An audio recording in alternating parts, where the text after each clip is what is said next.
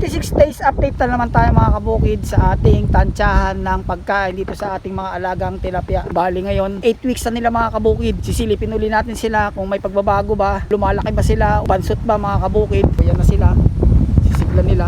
Sa feeding naman mga kabukid, lahat sila is grower na. Nag-grower na tayo lahat. So mamaya mga kabukid, meron naman akong bagong tips sa inyo. Bago yon, ito muna yung after 49 days video nila mga kabukid.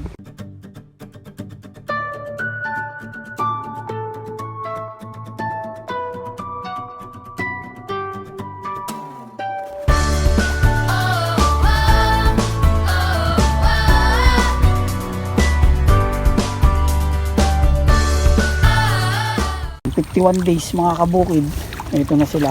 Doon nag-umpisa ako magpakain ng purong grower doon sa malaking fish pond sa size 20 kahapon nung 50 days. Tapos ngayon 51 days sinabay ko na rin ipinurong grower to. Yung pagkain nila sa umaga nakakalimang tabo sila, yung dalawang yan. Tapos sa tanghali nakaka-anim hanggang 6 at kalahating tabo. Pero doon sa mas maliliit natin dito, starter pa rin na puro. Tinanggal ko na yung primas. Sa umaga nakakaubos sila ng 2 tabo na starter. Pero sa hapon o sa tanghali, 2 at kalahati hanggang 3 tabo mga kabukid.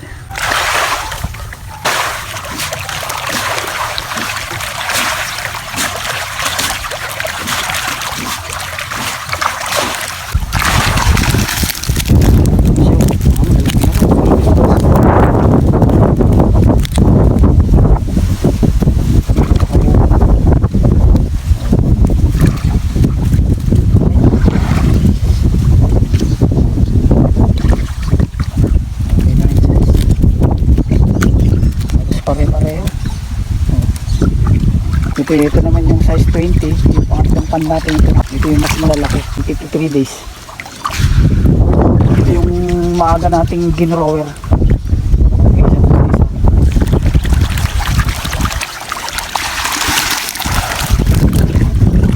Mas malalaki sa dihamak mga kabukid. Meron ng mga gaganito.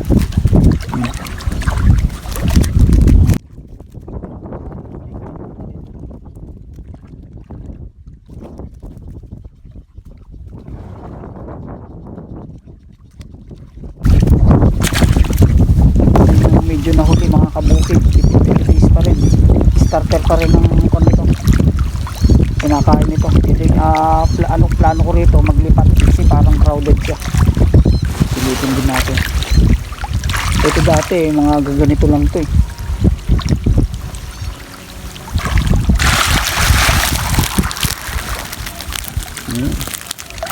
Dito na siya, pero may naiwan na ito.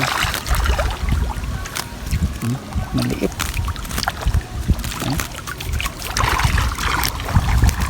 Pero malalaki na rin. May mga mahigit ganito na. So itong dire-diretso lang muna ang starter nito para makahabol pa tong ibang maliliit. 55 days. Ito na sila mga kabukid. Bali itong second pond natin, itong nahuhuli, in-start ko na silang i-grower kahapon nung ika 54 days. Bali ito na sila mga kabukid. Ito yung pond number 1. Yung feeding natin, lahat-lahat na yan. Sa umaga umuubos sila ng 8 tabo. So nagtimbang ako ng 8 tabo, tumitimbang siya ng kulang 6 na kilo or 5 3/4. Pag tanghali, nakakaubos sila ng 8 kalahati o 9 na tabo mga kabukid. Lahat na yon. Tapos pag sa hapon mga kabukid, 5 o 6 na tabo lang kasi busog pa sila nung tanghali. All in all mga kabukid, ang nakukonsumo nila 15 to 16 kilos mga kabukid sa loob ng maghapon na pagkain nila sa araw-araw mga kabukid. Bali 3 times a day pa rin tayong nagpapakain sa ating mga tilapia.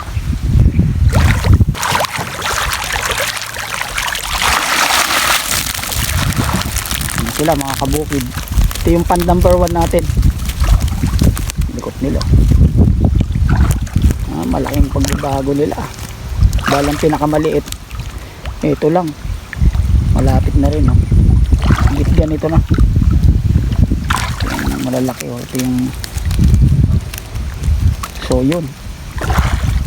3 fingers na mga kabukid.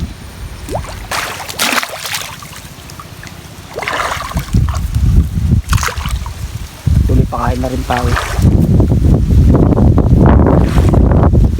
Pag nabitin ito sa kanila, bukas magdadagdag na naman tayo.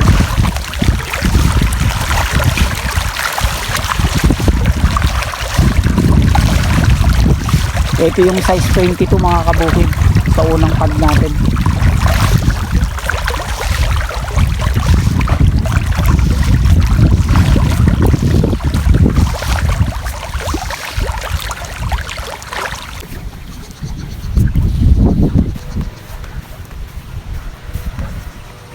Meron pa talaga mga tamad lumapit.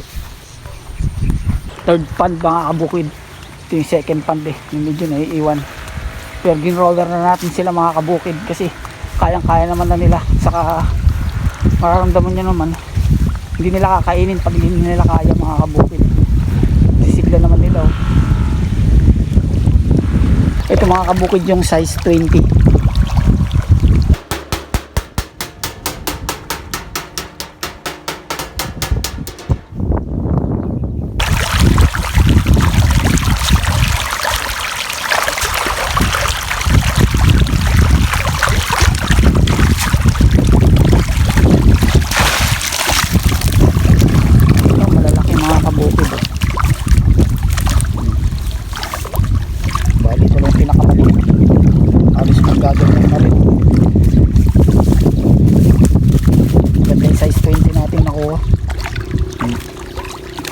Bali 3 kalahati na sila mga kabukid. Higit ganito na halos pare-pareho ng laki. Mangilang-ilan lang yung maliliit mga kabukid. Maganda itong size 20 natin. Kain na rin tayo. Sobrang init dito sa amin ngayon. Pagkatapos ng bagyong Jenny, ito naman yung pumalit. Pagkatapos ng habagat, init.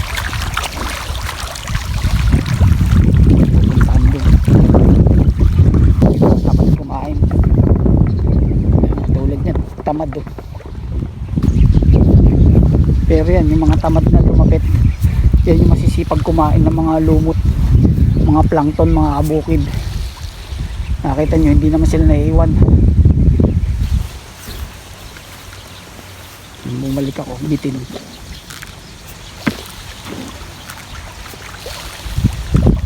Bago ko makalimutan mga kabukid, shoutout nga pala kay Boss Romel, kay Romel Martinez, kay R2M, dun sa pinagkukuhanan namin ng fingerlings.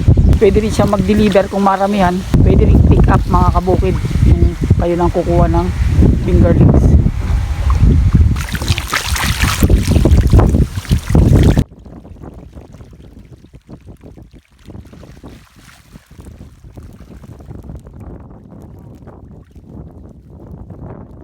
Doremi, pero mas marami yung malalaki. So ito yung maliliit, kahapon lang pa.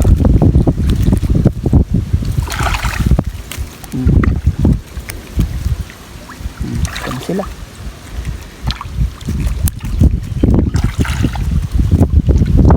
Kasi lang kumain mga kabukid, hindi mo mapansin dyan.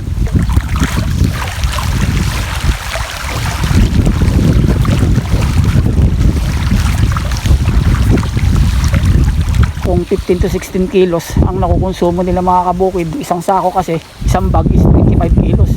Yung isang bag, kulang 2 araw nila nauubos. Tip mga kabukid, sa mga hindi nakakaalam kung ano ang ibig sabihin ng ammonia at kung ano ang epekto nito sa pispan at sa tilapia natin mga kabukid, ito ay yung mga unconsumed feeds o yung mga sobrang pagkain na hindi nakakain ng mga alaga natin. Nagiging toxic yun, tapos dito rin sila dumudumi sa pispan. Pag nagsama-sama yun mga kabukid, yun na yung ammonia level, lalo na kung hindi tayo nagpapalit regular ng tubig. Mapapansin nyo na tamad na silang kumain, babagal na ang kanilang paglaki at cause din yun ng pagiging acidic ng lupa natin mga kabukid. Kaya importante na regular na magpalit tayo ng tubig. Kung madalas magdumi mga kabukid ang pispan nyo, pwedeng twice a month mga kabukid ang pagpapalit ng tubig. Tinuro ko naman na yan nung previous kung paano magpalit ng tubig. Ngayon kung hindi naman gano'n nagdudumi mga kabukid ang pispan natin, pwedeng once a month lang mga kabukid. So kapag mataas ang ammonia level ng pispan natin, makikita nyo may dyan na mamamatay mga tilapia natin. Sa mga hindi pa po nakasubscribe ng ating channel, Abenos Channel, baka pwede naman pa-subscribe. Salamat mga kabukid!